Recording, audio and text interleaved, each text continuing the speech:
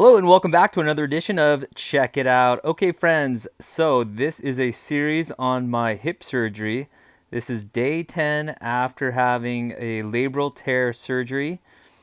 Keep in mind, I also had a microfracture and a pretty bad tear. So I'm going to talk to you about my personal journey and road to recovery. Keep in mind, that's all this is, just documenting my personal journey. I am in no way a doctor. This is not medical advice, so keep that in mind. Also, if you have this surgery coming up, because I had the microfracture, the amount of time on crutches and the amount of, well, I think that's the main one, but my road to recovery might look a little bit different than yours. So keep that in mind, ask your doctor about it and that kind of stuff. But hopefully this video will just kind of give you an idea, and this video series will give you an idea of sort of what to expect and that kind of stuff. So if you've been following along with this series, I was posting a video every day, and today is day 10. Yesterday I did not post a video. It's not that I forgot, I just didn't have a whole lot to say. And so I think what I'm going to do is change my format, and instead of posting every single day, I'm going to try to keep it to like every 2 to 3 days, and maybe I'll try not to go past 3 days. What I'm trying to avoid is I see a few other people that said they were going to do series on YouTube, and they ended up doing one video, and then 3 months later they have like another video, and you don't really get the story in between those two videos. So I'm trying to give you a step-by-step road to recovery. So day 10, I have some exciting news. When I go to sleep at night, and you can see right now I have my shoes on, which in bed, not the smartest thing ever, but I'm getting ready to transition to bed. And here's what I get to do for day 10. I no longer have to wear this device right here, which holds my feet together. This one right here would bind my feet. You've seen in the other videos. And basically they would hold them like this, so I couldn't, well, it basically just held my feet together. The main thing is they're trying to stop my hip from turning out in this manner here. And again, this is my non-injured hip that I'm moving here. My injured one, I'm trying not to move it in that direction. So, but the good news is no more of this. Yay, that is such great news. As far as some of the other devices I wear, I actually believe that I've graduated from this one as well. This one goes right above my knees and holds my legs together at night. And I don't think that I have to use this one anymore, but I'm not 100% sure on it. My paperwork doesn't say specifically.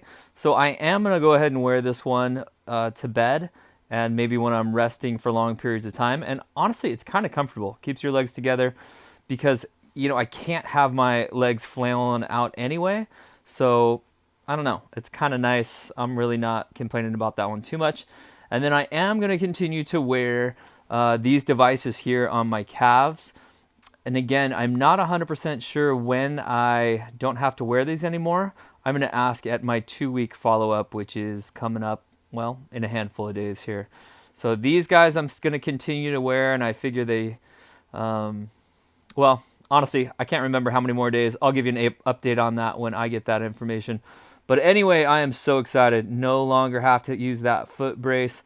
And I feel like the days, sometimes it feels like they're going slow, but right now I feel like they're kind of flying by.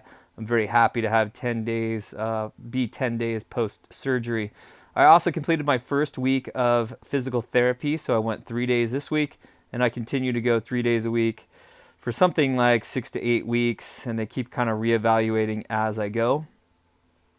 Physical therapy, basically they teach me a few exercises, and then those exercises I go home and I practice them at home, and then I go back to physical therapy and I kind of show them what I'm doing, and they may modify it or something like that, or double check my form to make sure I'm doing it right.